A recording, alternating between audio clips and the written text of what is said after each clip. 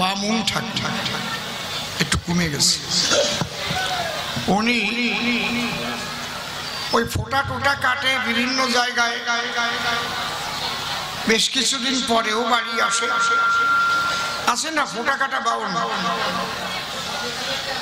ফোঁটা কাটিয়ে পয়সা পায়। মুসি ভাই মুসিয়ে কাজ কমিয়ে গেছে, ও ভাবলো কি আমি একটু শাখা টাকা বিক্রি করি সংসারটা চালাই। সবসময় তো আর এখন গরু টরু পাওয়া যায় না যে চলবো চামড়া টামড়া বেচবো, গরু তো বেশি পাচারি হয়ে যায়। আর গরু মরবে কি, মরার আগে পাচার হয়ে গেলি তা মরবে, পাচার হয়ে যায় কাটি খাই ফেলে, বোঝো না তা। শাখা বিক্রি করতে করতে করতে করতে করতে রাত হয়ে গেছে। আর ওই বাড়ি ওই মুসিব ভাইয়ের যখন রাত হয়ে গেছে এখন থাকতে হবে, বাড়ি তো ফিরতে পারবে না, গেছে সেই বাউন বাড়ি। যাই বলছে দিদিমণি আজকের রাত্রে কি আপনার বাড়িতে একটু কাটানো যাবে? ঠাকুর মশাই কিন্তু বাড়ি নাই, খেয়াল আছে তো? থাকো ওই বারান্দায় শুয়ে, আসতো একটা অতিথি মানুষ, কি করে এইবার তারাই। এখন ওই রাত ওই জায়গা কাটাইছে, কি হইছে ভগবান জানে, আমি কিছু জানি না।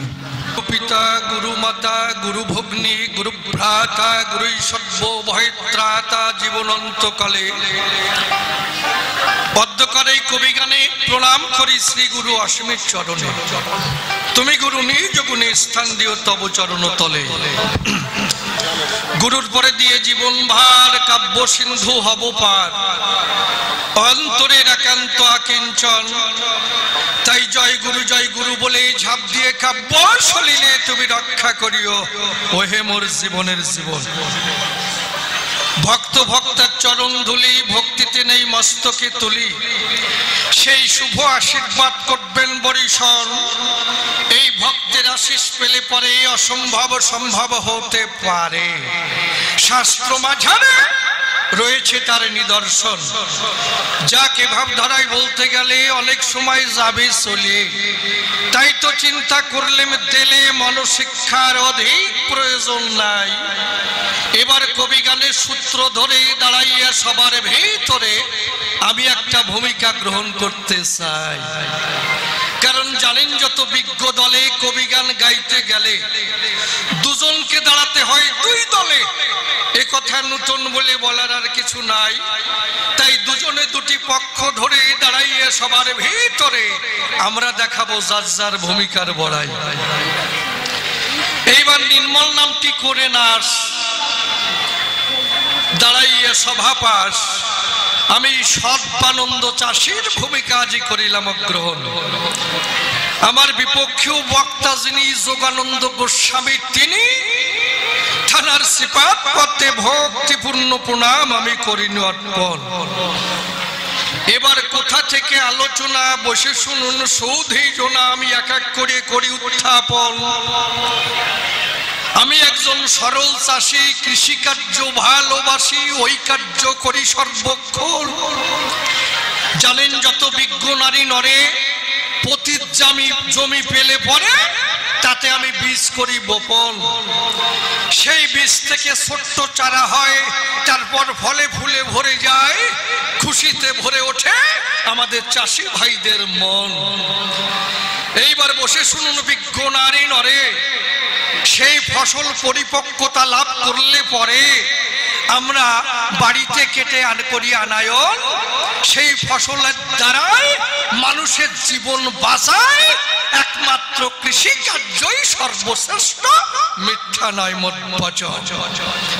তাহলে দেখুন, এই যে কৃষি কার্য করি, খুলে বলি সবার বরাবরই, আমরা কত ধরনের ফসল ফলাই, কথা মিথ্যা নয়। যেমন ধান হয়, পাট হয়, সর্ষে হয়, তিল হয়, বিভিন্ন ধরনের ফসল হয়, কথা মিথ্যা নয়। বসে শুনুন সুধী শত, এই কৃষিরা যদি ধান না ফলাতো তাহলে কি মানুষের কি খাদ্যর ব্যবস্থা হতো? একমাত্র কৃষিরাই কিন্তু কৃষি কার্য করে এই মানুষের বাঁচার ব্যবস্থা করে দেয়। কারণ আঞ্চলিক পরিভাষায় আছে, খুলে বলি আপনাদের কাছে, যে নাড়ার বেশি গাড়াই না গেলে কোনো কাজ হয় নাকি? যদি খাওয়া না থাকে, বসে শুনুন বিজ্ঞ লোকে, কোনো নামে কাজ হয় না। জানেন যত সুধী চয়, তাহলে কৃষি যারাই সরাসরি কৃষি কার্য করিয়ে ফসল এনে মানুষের দরবারে পৌঁছাইয়ে দেয়, যার দ্বারাই মানুষের জীবন বাঁচায়। বেশ ভালো কথা। এইবার আমার মাতা ডাক দিয়ে বলে, আমার হেতা, খোকা শোনো মোট বচন, তুই আমার কথা নিবি, ওই পাশের গ্রামে যাবি। কেন?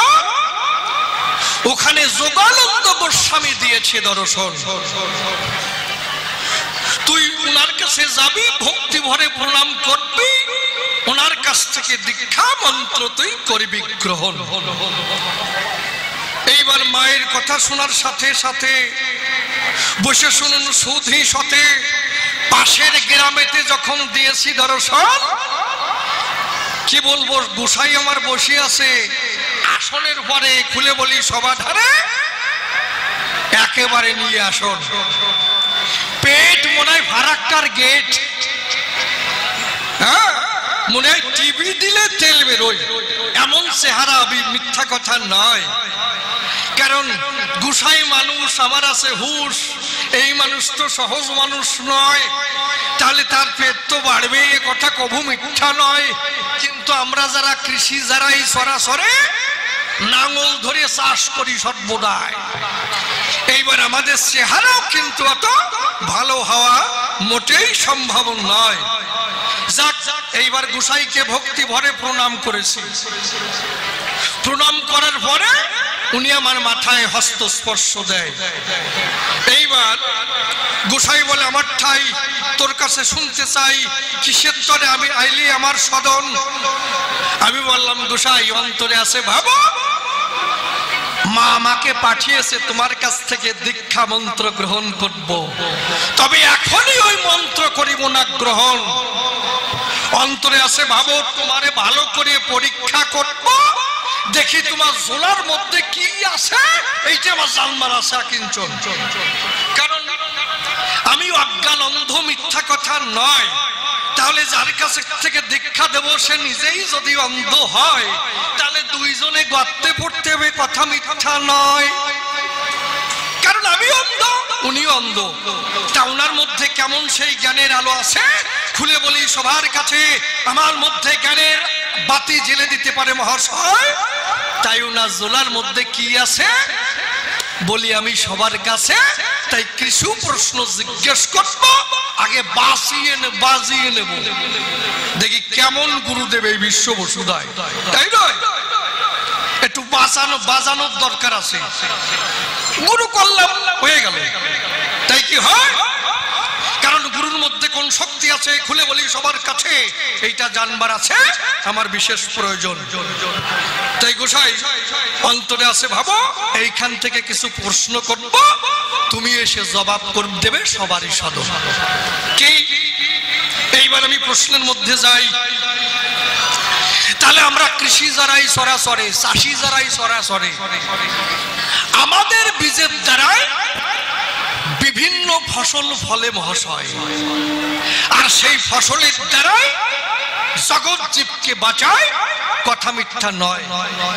কিন্তু তোমরাই গোসাই যারা সরাসরি শিষ্যের কান ধরিয়ে তারপরে বীজ মন্ত্র দাও, বলো তুমি সভা তলে তোমাদের বীজে কোন ফসল ফলে? এই প্রথম প্রশ্ন দাঁড়িলাম তোমার রাঙ্গা পায়। কি? কারণ আমাদের বীজের দ্বারাই বিভিন্ন ফসল ফলে মহাশয়, কিন্তু তোমরা যে কানে বীজ মন্ত্র দাও, ওই বীজের দ্বারাই কোন ফসল ফলে এইটা আমার জানবার বিষয়। কি? তোমরা কানে দাও ফিস ফিস, মাসে মাসে চান্দা দিস, একটা অপূর্ব গুরুগুরির কৌশল নাকি বাবা, কি কও? তা তোমাদের বীজে কোন ফসল ফলে বুঝাই দাও আমায়। এই প্রথম প্রশ্ন গেল হয়ে, কার্যলয় সে কথা কই আর একখানা প্রশ্নের মধ্যে আমি যাই। এই গোসাইকে দেখতে পাই, কি বলবো, ধর্মরাজ সবাই কৃষ্ণ মন্ত্রে দীক্ষা দেয়, উনি কৃষ্ণ ভক্ত, কথা মিথ্যা নয়। তাহলে আমি দেখি এই চরাচরে যিনি কৃষ্ণ নটবরে, তার চরিত্র তো মোটেই ভালো নয়। তার চরিত্র যে ভালো না এটা আমি করি বর্ণনা, কারণ আমার চোখ দিয়ে দেখি চরিত্র মোটেই ভালো নয়। সবাই ভালো ভাবতে পারে, তাতে আমার কোনো আপত্তি নাই, কিন্তু আমার চোখ দিয়ে দেখি রে ভাই, কৃষ্ণের চরিত্র মোটে ভালো নাই নাই নাই। কেমন? বসে শুনুন, নারী নরে 16,108টা বিবাহ করে। কি গেল? এইটা বৃন্দাবনে, তাই তো না? ভুলভাল কই? আমি চাষি মানুষ, আমার তো অত শাস্ত্র গ্রন্থের নাই হুঁশ। তাহলে ওর পরে উনি মথুরায় যায়। মথুরায় যখন গেল, খুলে বলি সবার চলো, সেখানে কুজি বুড়িকে সঙ্গে নিল। ওরে কপাল রে, কুজি বুড়ি তারেও ছাড়ে নাই, কুজ হয়ে গেছে, পিঠে পুজ বুজবুজ করে, একটা ঘেন্না বর্দ নাই, তারেও ছাড়ে নাই। এইবার যখন গেল দ্বারকায়, আমি বলি ধর্মরাজ সবাই, সেখানে তো বিয়ের বাজার মিলাই নাই। কি তারপরে কি করে? বসে শুনুন, নারী নরে পরদার হরণ করে নিয়ে গভীর জঙ্গলে গেল মহাশয়। গভীর জঙ্গলে যখন গেল, ওখানে গিয়ে বাঁশি যখন বাজালো, তখন পরের রমণী সব ধায় সব একত্র হয়ে যখন জঙ্গলে গেল, ওখানে গিয়ে রাস করলো। উনি করেছে রাস, কত মানুষের যে গেছে বাস। পরের বউ, স্বামীর দিকে লক্ষ্য নাই, সন্তানের দিকে লক্ষ্য নাই, স্বামীকে সেবা করতে হবে সেদিকে লক্ষ্য নাই, সন্তানকে দুগ্ধ পান করাতে হবে সেদিকে লক্ষ্য নাই। যেই বাঁশিতে যেই ফু দিছে আর সব ফেলাই তুই ওইখানে গেছে, আর যাইয়ে রাসলীলা ফাটাইছে। তাহলে এই যে কৃষ্ণর চরিত্র আমার চোখ দিয়ে দেখি মোটেই ভালো নয়, সেই কৃষ্ণ মন্ত্রে দীক্ষা দেবে, এ তো আমার লজ্জার বিষয়। এতে কি কল্যাণ হবে? আমারই বা কি কল্যাণ হবে? আর এই রাস করলো উনি, রাস করলো, এই যে এত ঘন ঘন বিয়ে করলো, এতে জগতের কি কল্যাণ হবে? ভালো কথা হয়েছে। উনি পরের বউ নিয়ে রাস করলো, এতে জগতের কি কল্যাণ হবে? কি বাবা, কি কও? তাহলে বাবা তুমি আমার কথা নেবে, পরিষ্কার করে বুঝাইয়ে দেবে। আর একখানা প্রশ্ন আমি করবো, উত্থাপন। কি? দেখুন, আমরা সবাই মানুষ, তাই তো? কেউ হিন্দু, কেউ খ্রিস্টান, কেউ মুসলমান, কেউ জৈন, কেউ পার্সি, কেউ বৌদ্ধ, মানে ধর্মের আর অভাব নাই। সত্যি কথা না? যারা হিন্দু ধর্মের মানুষ দেখেন, তারা কেউ হরে কৃষ্ণ কয়, কেউ হরি বল কয়, তাই নয়? এইভাবে আছে, আর ওরা কয় আল্লাহ, তাই নয়? আবার এক হিন্দু ধর্মের মধ্যে বিভিন্ন সম্প্রদায় দেখা যায়। কেউ কৃষ্ণ ভক্ত কয় আমি হরে কৃষ্ণ, কেউ আবার কয় আমি হরি ভক্ত, হরি বল। আবার কেউ কয় জয় গুরু, আমি অনুকূল ঠাকুরের ভক্ত। কেউ বলে জয় তারা, তারা, আমি কালী ভক্ত। আবার কেউ কয় এই সাইজের সিঁদুরের ফোঁটা, লম্বা লম্বা জটা, ওরা কয় জয় শিব শম্ভু। মানে সম্প্রদায়ের অভাব নাই, তাই না? তাহলে আমার প্রশ্নটা কোথায়? আমরা সবাই এক মানুষ। দেখুন, গাছের একটা ধর্ম আছে, মাছের একটা ধর্ম আছে, পশু পাখির একটা ধর্ম আছে, জলের একটা ধর্ম আছে ভেজানো, আগুনের একটা ধর্ম আছে পোড়ানো, তাই না? তাহলে আমরা সবাই এক মানুষ। একই ধর্ম হওয়া উচিত, কিন্তু না, কি হয়েছে? কেউ হিন্দু, কেউ খ্রিস্টান, কেউ মুসলমান, তাই না? হিন্দু যারা, তারা বলে হরে কৃষ্ণ, হরে কৃষ্ণ গাই না, নাম কীর্তন গায়। আমি চাষি মানুষ, অত বুঝি নাকি, পারিটা কি? আবার যারা মুসলমান তারা আজান দেয়, কি আশহাদু আল্লাহু আকবার, আশহাদু আল্লাহু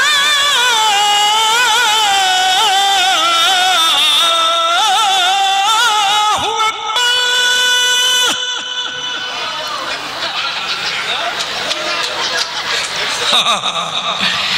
আজকে চাষির পাল্লাই পড়িছে, ঘুষার তেল আজকে বাড়বে আর নয় তেল বাড়বো। কি ঘুষার কায়দা আছে, আবার পরের মানুষ নিয়ে তেল দলে, নিজেই ডলবে না। যুবতী মেয়েরা থাকবে, নারী থাকবে, সেখানে আবার তারা হাতে শাখাও নাই, সিন্দুরও নাই, আবার তারা আবার তেল ডলিয়ে দেবো। ওরে কায়দা রে, ঘুষাই আজকে দলবো, দেখি জোলার মধ্যে আছে নাকি। তাহলে এইভাবে কিন্তু আজান দেয়। যদিও আমার আজান না হয়, একটু চেষ্টা করলাম এই জায়গায়, কারণ যখন নাঙল ঠেলি তখন তো আজান বাইসে ওঠে না, কি শোনেন না, ওতে আমার একটু মুখস্থ হয়ে যায়। এই জন্য চরণ ধরে করি, মারা আমার আজানে কেউ রাগ করেন না। কি চান্দু ভাই, কি কও, কড়াশুড়ি হয়েছে আজকে না? তাহলে কেউ হরে কৃষ্ণ কয়, হিন্দু, খ্রিস্টান, মুসলমান, জৈন, পার্সি, বৌদ্ধ, বিভিন্ন ধর্মের মানুষ দেখা যায়, কিন্তু আমরা একই মানুষ। গাছের ধর্ম আছে, জলের ধর্ম আছে, মাছের ধর্ম আছে, আগুনের ধর্ম আছে, পশু পাখির ধর্ম আছে। ভাই, যার যারা নিজস্ব একটা ধর্ম আছে, মিথ্যা বলি নাই। তা আমরা সবাই কিন্তু এক মানুষ। কি দুটো পা আছে, দুইখানা হাত আছে, দুটো চোখ আছে, দুটো কান আছে, একই চুল, আসতেছে, দাঁত বেরোচ্ছে, কি কায়দা, সব তো একই মানুষ। কেউ ফর্সা, কেউ কালা, কি কিন্তু মানুষ এক। তাহলে মানুষ যদি এক হয়, ধর্ম এক হবে না? কিন্তু ভিন্ন ভিন্ন ধর্ম কেন? আর এই ভিন্ন ভিন্ন ধর্মে গন্ডগোল বাঁধালো কেন? ও কয় আমার হরি বড়, ও কয় আমার কৃষ্ণ বড়, ও কয় আমার আল্লাহ আল্লাহ, ও কয় আমার জয় গুরু বড়, ও কয় হরি ভক্ত হরি আমার হরি বড়। এই যে ব্যাপারটা কি, মানে এত ধর্ম, ধর্মে কেন ভিন্ন ভিন্ন ধর্ম, আবার এক হিন্দুদের ধর্মের মধ্যে এত ব্যবধান, ভিন্ন ভিন্ন সম্প্রদায়। তাহলে এই ধর্মে কি গন্ডগোল বাধায়? তাহলে আমার প্রশ্ন, এক মানুষ হয়ে ভিন্ন ভিন্ন ধর্ম কেন? এই প্রশ্নের জবাব আলো। আমরা একই মানুষ, মানুষের মূল ধর্মটা কি? এই হচ্ছে প্রশ্ন, মানুষের মূল ধর্মটা কি? সবাই যদি আমরা একই মানুষ হই, মনের কথা খুলে কই, তাহলে মানুষের মূল ধর্মটা কি? যাক, প্রশ্ন অনেকই হইছে। ছোট একটা গল্প বলবো, আপনারা কি করেন? বলবো? আমারে মানা করি দেখেন তো, আমি না বলে যাই নাকি? আমি দেখলাম যে আপনাদের বরসটা কেমন। আপনারা যদি না শোনেন, আপনাদের পেছনে বলতে বলতে যাবো। বাড়িতে যদি দরজা দেন, দরজার সামনে দাঁড়ায় থেকে বলে এখানে চলে আসবো। কিভাবে?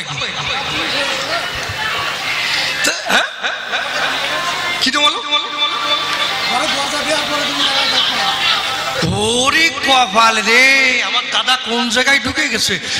ঘরে দরজা দেওয়ার সময় তুমি দরজায় দাঁড়ায় থাকবা? না না, তোমার বাড়ি আগে হয়ে যায় কপালে। আমার নিমন্ত্রণ থাকলো। গল্প যদি জানাও থাকে আপনাদের, আমি গল্পটা একটু ছোট্ট করে বলি। কি আমি যেরকম সংক্ষিপ্ত করে প্রশ্ন করলাম, তুমি যেন সংক্ষিপ্ত জবাব দিয়ে চলে যায় না। একটা ছেলে বাইরে লেখাপড়া করে, ওর বাবার একটা পাটের ব্যবসা আছে, গুদাম আছে। তো ওই ছেলেটা যখন বাইরে থাকে তখন চিঠি লেখে। চিঠি কি বড় বড় পাতা, 7-8 পাতা লিখে, পূজনীয় বাবা, তুমি কেমন আছো, মা কেমন আছে, পাড়ার সবাই কেমন আছে, আমাদের যে গাবিটি ছিল কি বাচ্চা দিয়েছে, কয় কেজি দুধ হতে পারে, কেমন বাচ্চা দিয়েছে, কয় কেজি দুধ হতে পারে। ওর এখন রক্ত ছাড়ালো নাকি। তা 7-8 পাতা শেষে লিখে আমার টাকার দরকার, টাকার প্রয়োজন। কই খোকা এই কথাটা বললি তো হয়ে যায় যে আমার টাকার প্রয়োজন, তো এত পাতা লেখার দরকার কি? আমি ব্যবসায়ী মানুষ, তোর নাই জ্ঞান নাই হুঁশ, একটু সংক্ষিপ্ত করে লিখতে পারিস না?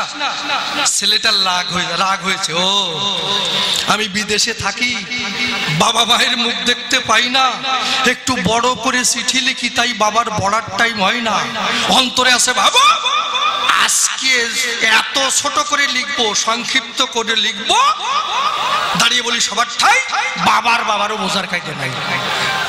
ছোট্ট একটি কাগজ ধরে সংক্ষিপ্ত করে লিখছে কি, পূজনীয় বাবা, নাই টাকা, পকেট ফাঁকা, ইতি তোমার খোকা। তা ওই চিঠি পৌঁছানোর আগের দিন কি বলবো রে বাপ, ওর বাবার পাটের গুদামে আগুন লেগে গুদামখানা পুড়ে হয়ে গেছে ছাপ। এমন সময় ছোট্ট চিঠি পেয়েছে, বাবার মন তো আনন্দে ভরে গেছে, যাক ছেলের তো একটু বুদ্ধি শুদ্ধি হয়েছে। সংক্ষিপ্ত করে লিখতে বলেছিলাম, সংক্ষিপ্ত করে লিখেছে। খুলে দেখে ওরে মশাই, পূজনীয় বাবা, নাই টাকা, পকেট ফাঁকা, ইতি তোমার খোকা। ওর বাবা বলে আমার বুদ্ধিও চোখা, তুই আমারে বানাস বোকা। আমিও জবাব দেব, ওই চিঠির উল্টো পিঠে অন্য কোনো কাগজ লাগাবো না। তা বাবা জবাব দিচ্ছে, ছেলে কি লিখেছিল, পূজনীয় বাবা, নাই টাকা, পকেট ফাঁকা, ইতি তোমার খোকা। বাবা জবাব দিচ্ছে, স্নেহের দুলাল, গুদাম পুড়ে সাপ, করো মাপ, ইতি তোমার বাপ। উনি যদি এসে বলে স্নেহের দুলাল, গুদাম পুড়ে সাপ, করো মাপ, ইতি তোমার বাপ, তারপরে তো উঠবে আমার কাপ। এই তো জবাবে সাপ। এই জন্য চরণ ধরে করি মানা, আমি যেভাবে তো সংক্ষিপ্ত প্রশ্ন করি, তুমি সংক্ষিপ্ত জবাব দিয়ে চলে যাইয়ে না। যাক, তবে আর বেশি বলে কার্য নাই সভাস্থলে। এইবার করি একখানা গানের আয়োজন।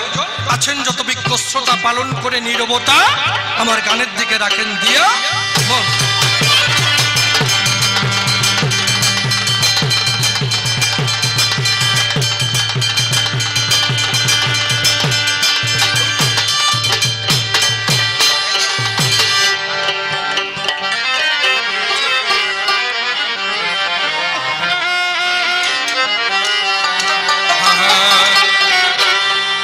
আমি বুঝলাম না যে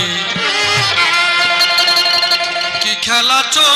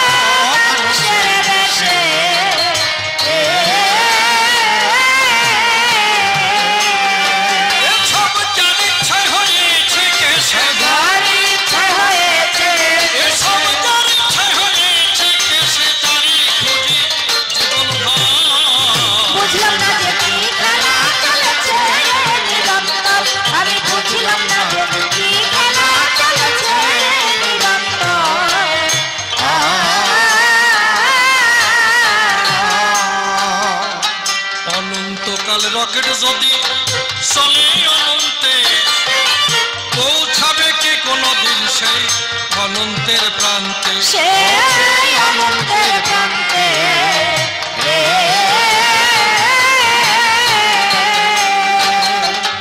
অনন্তকাল রকেট যদি চলে অনন্তে, পৌঁছাবে কি কোনদিন সেই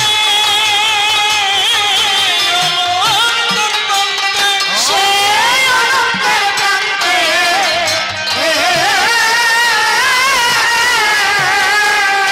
তোমরা কে পেরেছো তার জানতে, পেরেছো তার তোমরা কে পেরেছো তার জানতে, অনন্ত প্রেমের সার। বুঝলাম না যে কি খেলা চলেছে নিরন্তর, আমি বুঝলাম না যে কি খেলা চলেছে নিরন্তর।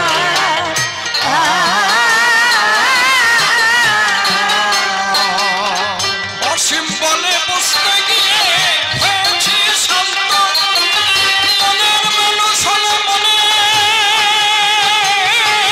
কথা সে জানত। কথা সে জানতো।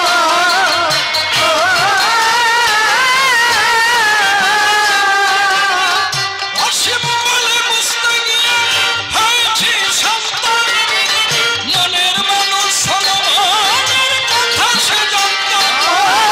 কথা সে জানতো।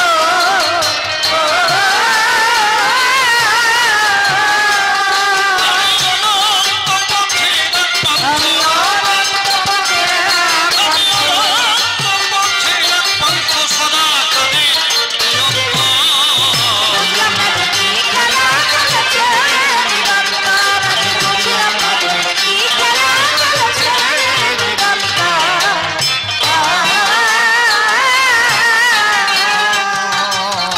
কল্পনাতে সর্বানন্দ চাষী কাব্য ভূমিকায়, বিপক্ষেতে যোগানন্দ গোস্বামী দিলাম পরিচয়। যেভাবেতে প্রশ্ন করলাম সভ্য সবার ঠাই, আপনারা বসে বসে শ্রবণ করলাম তাই।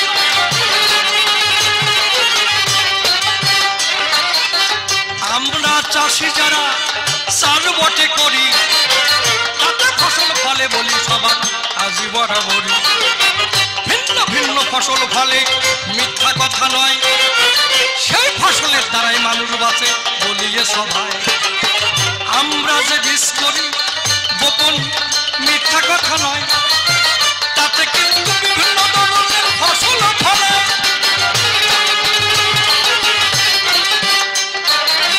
তোমরা যে বীজ কানে বটে দাও, আমার কাছে এবার তুমি জবাব দিয়ে দাও। ওই বীজে এ জগতে কি বা ফসল ফলে, এই কথা বুঝাইয়ে দাও সভ্য সভা তলে। তাতে কি মানুষের বাঁচে যে জীবন, ভালো করে বুঝাইয়ে দাও সবারই সমান। আমাদের বীজের ফসলের দ্বারাই ভূমিকা, তাতে কিন্তু এই দেহ বাঁচে মহাশয়। যদি জগতে কেউ না করে গ্রহণ, দেহ শেষ হয়ে যাবে মিথ্যা নয় বচন। তোমাদের বীজের দ্বারাই কোন ফসল ফলে, তাই কথা বুঝাইয়ে দাও সভ্য সভা তলে। আর একখানি প্রশ্ন করেছি দাঁড়াইয়ে সভায়, ওই যে কৃষ্ণের চরিত্র মোটে ভালো নয়, কতগুলো সেজন বটে বিয়ে করেছিল, তার প্রমাণ দিয়ে গেলাম সভায়।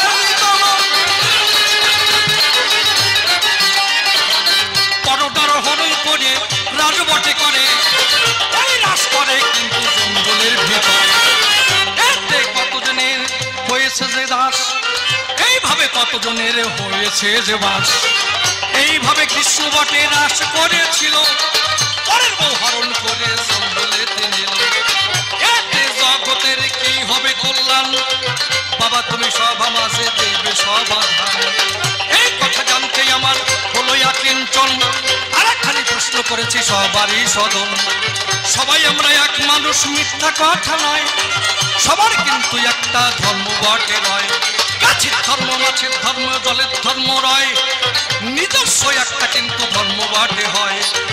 মানুষের একটা ধর্ম এই ভূমিকায় হবে, তাই খুলিয়া বললাম আমি কাব্য সভার ভিন্ন ভিন্ন ধর্ম দেখিবারে পাই, হিন্দু খ্রিস্ট মুসলমান ধর্ম ভাই, এত ধর্মই কেন এত গন্ডগোল যে বাঁধে, সেই প্রমাণ দিয়ে গেলাম সবার সান্নিধ্যে। অবশ্য কথার বেশি বলা নিষ্প্রয়োজন, আমার মতো ভাব এখানে করবো সমাপন। এরপরে জবাবদাতা সবাতে আসিবে, তাহার ভাবের কথা খুলিয়া বলিবে। ওই দেখি এরপরে সে কোন কথা কয়, কোন ভাবের ভাবধারায় উঠাইয়ে লয়। অন্তরে অন্তরে হবই আমি সুখী, জবাব দিতে যখন থাকবে না আর বাকি। ওই গুরুতে বেছি চরণে প্রণতি জানাই, তাহার যা ইচ্ছা বটে করে জানতাই। গুরুজ্যোতি কান্ডারি হয়ে বসে করুণায়, ভাঙাতরি হলো তার পাড়ি উঠে যায়। টুকরা তোমার তোমার দরকারি, ভাঙাতরি হলো তার উঠে যাবে পারি। যাক তবে বেশি বলে নাই প্রয়োজন, আমার মতো ভাবে কেন করবে সমাপন। এদিকে আছেন আমার যত ভক্তগণ, বন্দন করে যাই সবার চরণ ধুলি দেবেন আমাকে। এদিকে আছেন মাতৃ জাতি, নাম করে যাই সবার সম্প্রতি। এই পর্যন্তই আমার ভাব সাঙ্গ হয়ে গেল। যার মাতা পিতা প্রেমানন্দ বদন ভরে আমার হরি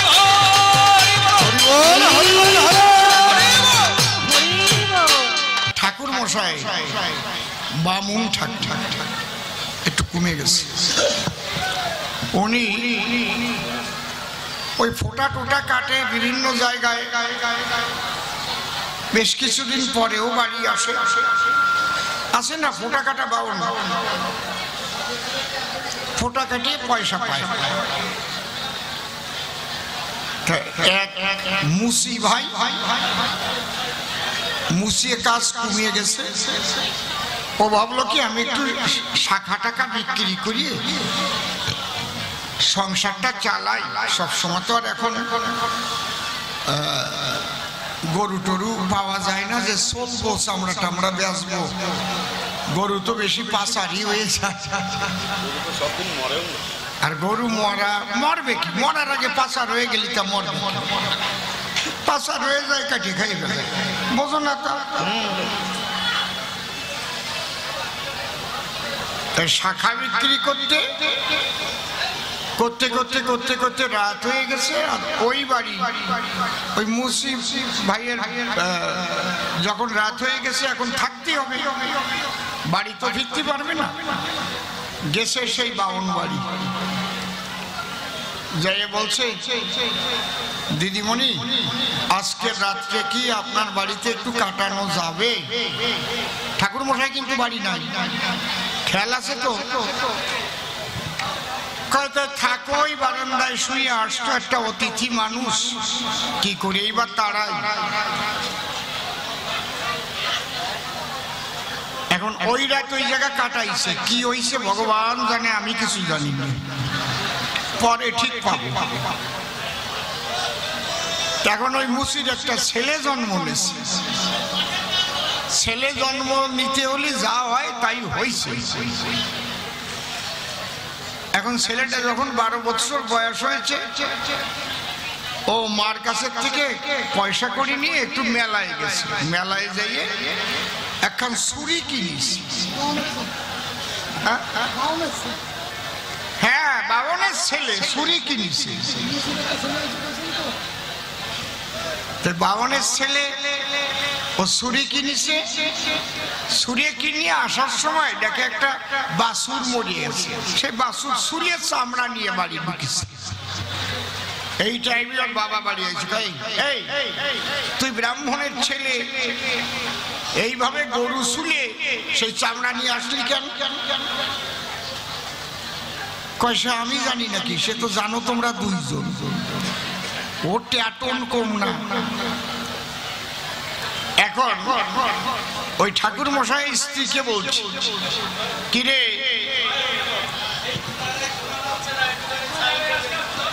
আমার কাছে না, কমিটির কাছে বলুন, আমাকে ডিস্টার্ব করবেন না, কমিটি আছে ভলেন্টিয়ার্স, ওখান দিয়ে থাকুক।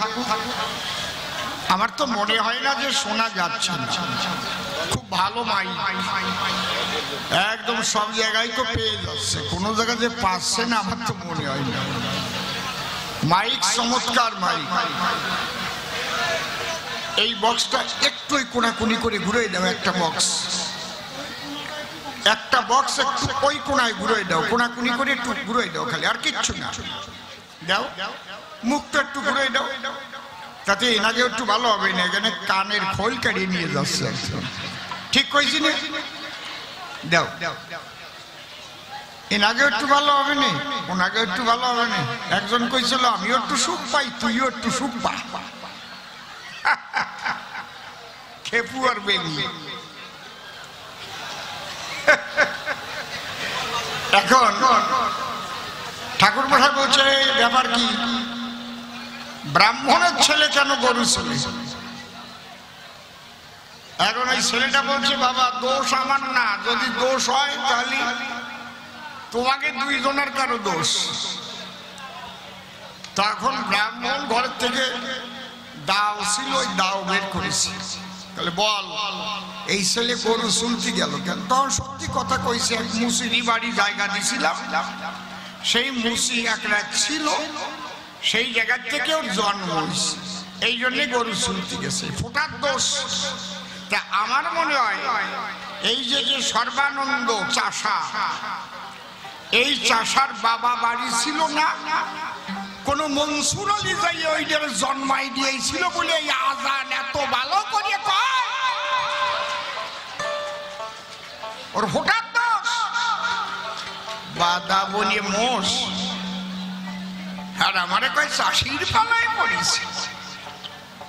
তা আমরা কি বসে বসে তামাক খাবো নাকি? তুমি বলবা। হ্যাঁ,